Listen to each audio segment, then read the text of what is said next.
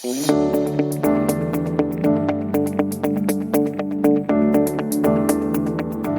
Everyone, health and care update channel में आपका स्वागत है। मैं हूं नम्रता सिंह और आज हम प्रोस्टेट कैंसर जैसी गंभीर बीमारी के विषय में चर्चा करेंगे। पुरुषों में होने वाली इस बीमारी पर जानकारी साझा करने के लिए हमारे साथ जुड़ेंगे expert doctor Vaibhav Saxena. Doctor Vaibhav Saxena is head urology, robotic surgery and renal transplant in Yashoda super speciality hospital in Kaushambi, Ghaziabad. He is also a director urology at RS Maitri Healthcare, Ghaziabad. Welcome, sir. It's a great honor to have you with us on this platform. Thank you Namrata. Sir, आज हम prostate cancer के विषय में बात करेंगे, जैसे कि prostate cancer क्या होता है, इसके लक्षण क्या होते हैं, इसके पीछे कारण क्या हो सकते हैं, इसका इलाज क्या होता है और इससे बचाव के क्या उपाय हो सकते हैं। तो सर, पहले आप ये बताइए कि लाइक प्रोस्टेट कैंसर होता क्या है। अगर हम उससे पहले हम एक बैकग्राउंड में जाते हैं। As yesterday was the men's health day, कल जो है ना मेंस हेल्थ डे था। जी। तो मेंस जो मेन है उनमें सबसे कॉमन जो बीमारी है यूरोलॉजिकल ट्रैक्ट से लेके एडल्टहुड से लेके और चाइल्डहुड से लेके एडल्टहुड तक, तो कॉमनेस्ट जो ऑल द डिजीज, चाहे वो इन्फेक्शन हो, चाहे वो कैंसर हो, चाहे वो उसका इन्फ्लेमेशन हो, चाहे उसका इनलार्जमेंट हो leading to other kidney complication, ये सब प्रोस्टेट की डिजीज से ही रिलेटेड होते हैं। प्रोस्टेट एक ग्लैंड होती है बॉडी में, जो कि यूरिन के रास्ते में एक ग्लैंड होती है जिसका काम होता है स्पर्म्स को नरिश करना एट द यंग एज। उसके लिए जो एनर्जी रिसोर्सेज है, फ्रक्टोज एंड ऑल, जो उसका फूड है स्पर्म्स का, उसको प्रोड्यूस करना एंड उसके लिए एनवायरनमेंट प्रिपेयर करना for reproduction. So, but as the patient, as the age of the person grows up, after 30 or 40 years, you say that the size of the prostate begins enlarging. And when it enlarges, it can create some complications, या कुछ complications create कर सकता है patient के लिए, या नहीं भी कर सकता है। डिपेंड करता है कितनी सीवियरिटी है उसके बढ़ने की और वो कितना रास्ते को रोक रहा है।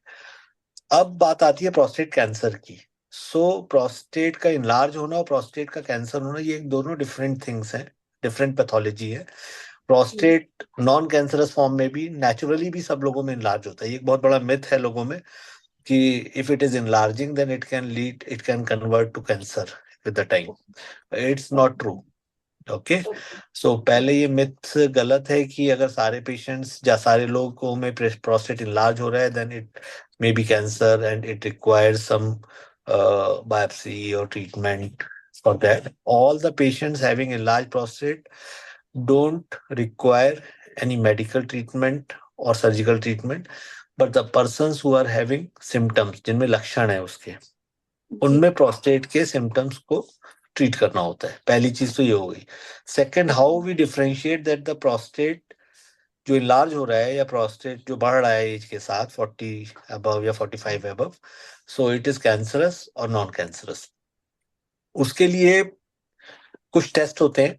एक तो क्लिनिकल एग्जामिनेशन पेशेंट का करना होता है, डिजिटल रेक्टल एग्जामिनेशन करते हैं हम। उसमें एग्जामिन करते हैं कि उसमें कोई गांठ तो नहीं है, प्रोस्टेट में कोई ऐसी हार्डनेस तो नहीं है जिसकी की बायोप्सी लेनी हो। इसको साथ में हम स्क्रीन करने के लिए जो दो सबसे स्क्रीनिंग टूल हैं बेस्ट प्रोस्टेट कैंसर के, वो है पीएसए, सीरम पीएसए और digital rectal examination. So with the help of these two screening tools, we can come to the conclusion whether patient requires some further investigation or biopsy to confirm or to detect prostate cancer or just wait. तो I think हमने अभी जो है screening tools के बारे में बात की है प्रोस्टेट के। जी सर। तो अब अगर हम इसके आगे चलें कि हम बिनाइन नॉन कैंसरस प्रोस्टेट को, मान लीजिए स्क्रीनिंग टूल हमने जो दो बताए, कोई 50 इयर्स का पर्सन हमारे पास आता है जो कि ये सिम्टोमेटिक है, इसको कोई लक्षण नहीं है यूरिन का, बट वो एक रूटीन टेस्ट के लिए आता है। हमने उसका पीएसए का टेस्ट किया और पीएसए की जो नॉर्मल रेंज होती है वो 0 to 4 नैनोग्राम पर डेसीलीटर होती है। 4 नैनोग्राम तक नॉर्मल होता है। ओके। तो अगर 4 नैनोग्राम से ऊपर होता है then he comes in the grey zone. Indian standards के लिए, इंडियन जो पॉपुलेशन है उसके लिए 4 नैनोग्राम से ऊपर का अगर लेवल है then it is not normal. So okay. 4 to 10 comes in the basically the grey zone. 4 से 10 तक का जो नैनोग्राम का जो लेवल है वो ग्रे जोन में आता है, और 10 के ऊपर it is highly suggestive of some prostatic disease. It may be cancer, it may be infection. तो जो 4 से ऊपर अगर प्रोस्टेट पीएसए का लेवल है तो हम उसके लिए फर्दर टेस्ट करते हैं। रेक्टल एग्जामिनेशन में अगर कोई गांठ आती है तो हम उसका एमआरआई कराते हैं या बायोप्सी कराते हैं। ओके। एमआरआई में ग्रेडिंग होती है इसकी, जिससे कि पता चल जाता है। एमआरआई पेल्विस करते हैं इसमें, जिसमें कि पता लग जाता है कि ये प्रोस्टेट में कैंसर होने की संभावना कितनी है। उसकी एक स्कोरिंग होती है, जैसे 1 2 3 4 5। अगर 1 2 है तो ना के बराबर संभावना है, बट 3 या मोर है तो संभावना काफी ज्यादा है। तो ओके। जिनका प्रोस्टेट की ग्रेडिंग एमआरआई में बढ़े हुए पीएसए के साथ मोर 3 और मोर आती है, उन पेशेंट्स में हम बायोप्सी के लिए रिकमेंड करते हैं प्रोस्टेट की। ये प्रोस्टेट की बायोप्सी अल्ट्रासाउंड गाइडेड होती है, जिसमें कि 12 नीडल्स, कोर्स नीडल से, सुई से छोटी सी बायोप्सी, एक डे केयर प्रोसीजर है। और उसको लैटिन के रास्ते से ही प्रोस्टेट के 12 टुकड़े हम छोटे छोटे नीडल से ले लेते हैं, जिससे कि हम प्रोस्टेट कैंसर को और उसको डिटेक्ट कर सकते हैं कि कहाँ तक फैला हुआ है वो। जी सर। ओके। ओके, इस तो ग्रेट तो मतलब प्रोस्टेट कैंसर एज सच एक प्रोस्टेट की बीमारी है, जी। जिसको कि हम डिफरेंशिएट करते हैं दो बेसिक टेस्ट से, क्लिनिकल एग्जामिनेशन से, रेक्टल एग्जामिनेशन से, और सीरम पीएसए से। अगर पेशेंट को यूरिन में कोई इन्फेक्शन नहीं है और पीएसए बढ़ा हुआ है, पेशेंट की एज 50 या उससे ज्यादा है, तो उसको इवेलुएट कराना चाहिए यूरोलॉजिस्ट से।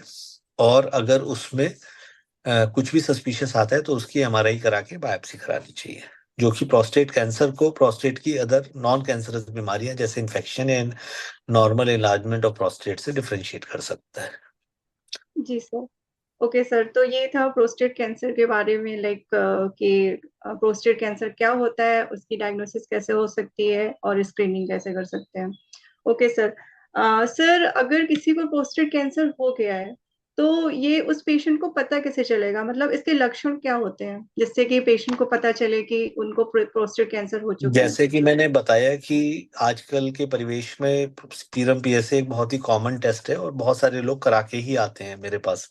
यूरोलॉजिस्ट के पास पेशेंट पीएसए का टेस्ट करा के आते हैं, जो कि बढ़ा हुआ आता है कभी कभी। देन दे उनके जो जनरल फिजिशियंस होते हैं, फैमिली फिजिशियंस होते हैं, वो हमारे पास यूरोलॉजिस्ट के पास रेफर करते हैं पेशेंट्स।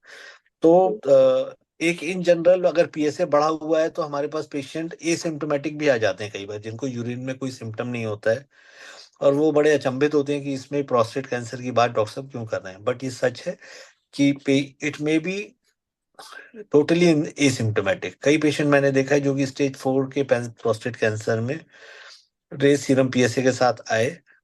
स्टेज 4 का मतलब हड्डियों तक हाँ। फैल चुका है, जब फैल चुका था वो, जी। और बाद में पता लगा कि उनको प्रोस्टेट कैंसर है, और वो वही निकला, और उसके बाद उसका ट्रीटमेंट शुरू किया गया। तो अगर हम लक्षण की बात करें तो ये हाईली एसिम्टोमेटिक होता है। कभी कभी ओके। यूरिन में रुकावट, बार बार आना, यूरिन में ब्लड आना, यूरिन का रुक जाना, ये सब इसके सिम्टम्स हो सकते हैं। तो वेट सर वेट लगभग किस वेट लॉस स्टेज होना में। एक बहुत ही okay. Common advance prostate cancer का एक और दो लक्षण होते हैं। एक तो वेट लॉस होना, और दूसरा बैक में पेन, लो बैक में, स्पाइन में पेन होना, हड्डियों में फैलने का वो एक लक्षण हो सकता है। Okay sir. और सर, आपके पास जो पेशेंट आते हैं जनरली किस एज के पेशेंट में मतलब ये कैंसर होने के चांसेस ज्यादा रहते हैं। हालांकि इसकी जो सबसे कॉमन एज है वो 50 to 70 ईयर्स है, बट मैंने जो यंगेस्ट पेशेंट इसका देखा है स्टेज 4 का, वो 38 ईयर्स की एज पे भी देखा है। 38 ईयर्स का आदमी जिसको कि पीएसए बहुत ज्यादा था, 200 के ऊपर था, और उसकी हड्डियों तक प्रोस्टेट कैंसर फैल चुका था, इवन उसकी किडनी पे भी उसका इफेक्ट आ गया था। तो इस उस स्टेज तक भी मैंने 38 ईयर्स की एज से लेके और 100 ईयर्स, 99 90s की एज तक सारे पेशेंट्स में ये हो सकता है। कॉमनेस्ट एज 50 to 70 है। Okay, 50 to 70। Okay. Okay sir. तो और सर, इसके पीछे रिस्क फैक्टर क्या होते हैं, लाइक ये प्रोस्टेट कैंसर किन कारणों से हो सकता देखिए, है। एज यूजुअल जी नम्रता। तो एज जी यूजुअल जो स्मोकिंग एंड टोबैको इंटेक है, दैट इज द जी commonest risk factor with all the cancers, चाहे वो बॉडी का कहीं का भी कैंसर हो। एंड जी प्रोस्टेट कैंसर में भी इसका एक एसोसिएशन पाया गया है। इसके अलावा मोर फैटी डाइट और non-veg diet that is also been associated with prostate cancer. कुछ फैमिलियल एसोसिएशन भी होते हैं, पारिवारिक वो भी होते हैं कि किसी की फैमिली हिस्ट्री रही हो कि यंग एज पे किसी को प्रोस्टेट में कैंसर हुआ हो, और उससे वो उसमें इनहेरिट हो सकता है उसके नेक्स्ट जनरेशन में, उसके भाइयों में, स्पेशली अगर 50 साल के आसपास या अर्ली स्टेज पे, अर्ली यंग एज पे उसको प्रोस्टेट कैंसर किसी फैमिली में हिस्ट्री में हुआ हो। तो ये 3 कॉमन रिस्क फैक्टर्स हैं। इसके अलावा अगर किसी पेशेंट का वेट ज्यादा है, obesity is also a risk factor for prostate cancer. Men में obesity is also risk factor for prostate cancer. Okay sir. Okay means एक तो जेनेटिक रीजन हो गया कि अगर किसी की फैमिली में किसी को है तो उनको ज्यादा जेनेटिक एलर्जी रीजन हो होती गया, टोबैको का इंटेक हो गया, है। फैमिली हिस्ट्री हो गई, जी मोर वेट हो गया, एंड जी मोर नॉन वेजिटेरियन डाइट हो गई। ये ओके 4 कॉमन रिस्क फैक्टर्स हैं। जी। मतलब इनका थोड़ा सा लोगों को ध्यान रखना चाहिए कि अगर इससे जुड़ी कुछ चीजें हैं तो थोड़ा सा उनको जी, अलर्ट रहने की फैमिली जरूरत है। में किसी को अर्ली स्टेज पे प्रोस्टेट कैंसर हुआ हो यंग एज पे, देन दे शुड जी screen themselves for prostate diseases and cancer. Okay sir, एक चीज मुझे और पूछना था, जैसे कि आपने बताया कि प्रोस्टेट कैंसर एसिम्प्टोमेटिक होता है, तो मतलब किस कभी कभी, stage. Not always, not always, not कभी ऑलवेज। कभार एसिम्प्टोमेटिक भी होता है। तो सर किस स्टेज में सिम्टम्स आने मतलब पेशेंट को पता चलते हैं। देखिए, ये तो स्टेज 1 में जब होता है तो केवल प्रोस्टेट इनलार्ज होता है, थोड़ा पीएसए बढ़ता है, तो ओके उसमें कई बार सिम्टम्स नहीं आते हैं। बट जब स्टेज 3 या 4 में पहुंचता है, जब वो फैलने लगता है और वो किडनी पे इफेक्ट डालता है, यूरिन का रास्ता रोकता है, या बॉडी में फैल जाता है, स्पेशली जब हड्डियों में फैल जाता है, तब फिर वो सिम्टम्स देता है, पेन देता है, बैक पेन देता है, वेट लॉस कराता है, बिकॉज कैंसर सेल्स ज्यादा खाना खाने लगती हैं बॉडी का, तो उसकी वजह से पेशेंट का वेट कम हो जाता है, पेशेंट को भूख कम लगने लगती है, बॉडी की हड्डियां कमजोर होने लगती हैं, कई बार हड्डियों में फ्रैक्चर भी हो जाते हैं स्टेज 4 में। तो ये सब कॉमन सिम्टम्स हैं, हड्डियों का फ्रैक्चर होना, वेट कम होना, भूख कम लगना, बैक पेन होना, स्पाइन में पेन होना, पैरों में सूजन आना, किडनी फंक्शन डिरेंज होना, along with रेस्ट पीएसए। तो ये सब कॉमन सिम्टम्स और साइंस हैं जिसपे भी प्रोस्टेट कैंसर को हमेशा चेक करना चाहिए। जी सर, मतलब इन सभी चीजों का ध्यान रखने की जरूरत है। Okay sir. जी, और अगर किसी को प्रोस्टेट कैंसर हो गया है तो इसका क्या ट्रीटमेंट है या इसका इलाज क्या हो सकता है। देखिए, कैंसर का ट्रीटमेंट 2-3 फैक्टर्स पे डिपेंड करता है, किसी भी कैंसर का, इंक्लूडिंग द प्रोस्टेट कैंसर। ठीक अगर है। पेशेंट यंग है, पेशेंट की परफॉर्मेंस स्टेटस अच्छी है, और वो स्टेज क्या है पेशेंट, डॉक्टर पेशेंट की कैंसर की, तो प्रोस्टेट कैंसर अर्ली स्टेज में पकड़ा गया, लो ग्रेड का है, पेशेंट फिट है सर्जिकली करने के लिए, तो प्रोस्टेट की कैंसर को जड़ से निकाला जा सकता है। रेडिकल रोबोटिक सर्जरी इसकी होती है, जिसमें कि हम प्रोस्टेट को जड़ से निकाल देते हैं। ये दूरबीन के द्वारा, रोबोट के माध्यम से ये सर्जरी होती है, और प्रोस्टेट से रिलेटेड जो कैंसर है वो सारा हटा दिया जाता है, उसकी लिम्फ नोड्स हटा दी जाती हैं, और पेशेंट यूजुअली 1 to 2 वीक्स में फिट हो जाता है। Okay sir. सेकंड होता है कि अगर पेशेंट के फिटनेस अच्छी नहीं है, पेशेंट का परफॉर्मेंस स्टेटस सर्जरी के लिए बहुत एक्सेप्टेबल नहीं है, या बहुत मेजर सर्जरी, या फिर कैंसर फैल चुका है आसपास, इस कंडीशन में कैंसर को जड़ से नहीं हटाया जा सकता है, तो उस कैंसर में उस कंडीशन में हार्मोन थेरेपी या रेडिएशन थेरेपी, साथ में कुछ लिमिट तक सर्जरी जैसे ऑर्किडेक्टमी, या फिर रास्ता बनाना, ट्यूआर चैनलिंग जिसे कहते हैं, कि पेशाब अगर रुक रहा है प्रोस्टेट की वजह से, उसको खोल देते हैं, बट इसमें कैंसर को जड़ से नहीं निकाला जा सकता है। ये यूजुअली स्टेज 3 की डिजीज में करते हैं, या पेशेंट जो जिनका परफॉर्मेंस स्टेटस अच्छा नहीं होता है, ऐसे पेशेंट्स में करते हैं। एंड चौथी ठीक है। स्टेज होती है कि फोर्थ स्टेज, जब हड्डियों तक फैल चुका है, या अदर पार्ट्स बॉडी के डिस्टेंट पार्ट्स में फैल चुका है कैंसर प्रोस्टेट का, उस कंडीशन में हम सिर्फ कंजर्वेटिव थेरेपी करते हैं, उसमें हम कीमोथेरेपी भी एक ऑप्शन होता है, तो हार्मोन प्लस रेडिएशन, और कभी कभार कीमोथेरेपी साथ में ऐड करते हैं। कभी कभी इसमें सेकेंड लाइन हार्मोन थेरेपी भी हम लोग आजकल ऐड करने लगे, जो कि कई सारी नई ड्रग्स आ गई हैं, उनको भी मेडिकल ट्रीटमेंट के फॉर्म में देते हैं, वो मेडिकल थेरेपी ही है, उसकी सर्जिकल थेरेपी नहीं है। तो ओके सर। बेसिकली अगर स्टेज 1 या 2 की डिजीज है, उसमें हम कैंसर को जड़ से रोबोटिक सर्जरी या अदर माध्यम से निकाली जा सकती है। बट अगर 3 या बियॉन्ड है, 3 या 4 की डिजीज है, उसको यूजुअली हम कीमो, रेडिएशन या हार्मोन थेरेपी के द्वारा दबाया जा सकता है, ना कि पूरा निकाला जा सकता है। Okay sir. Okay, it's great to know. Sir, ये रोबोटिक प्रोस्टेटेक्टोमी, ये एक है टर्म जो कि इससे रिलेटेड ही है। आप से मैं जानना चाहूंगी कि क्या होती है और क्या ये सेफ है।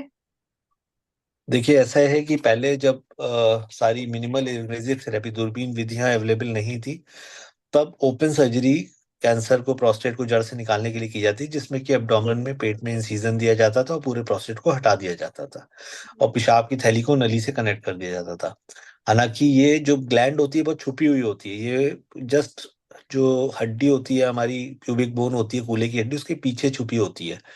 तो उस जगह पे ओपन सर्जरी करना या लैप्रोस्कोपिक सर्जरी करना बहुत इजी नहीं होता है, और उसके रिजल्ट्स भी कंपैरेबल नहीं है रोबोटिक सर्जरी से। इसीलिए रोबोटिक सर्जरी का, रेडिकल प्रोस्टेटेक्टमी, स्पेशली प्रोस्टेट को हटाने के लिए, जड़ से हटाने के लिए, ओके। इसका एडवेंट आया, और ये अर्ली 2000 में स्टार्ट हुई। अब ये पॉपुलराइज हो गई है वर्ल्ड वाइड। सबसे पहले यूएस में स्टार्ट हुई, फिर धीरे धीरे और भी वर्ल्ड के डिफरेंट माध्यम से। तो जैसे कि एम्स में, जब मैं पढ़ रहा था, अपनी ट्रेनिंग ले रहा था यूरोलॉजी की, एम्स न्यू दिल्ली में, उस समय एम्स में न्यू दिल्ली में was the only robot in India.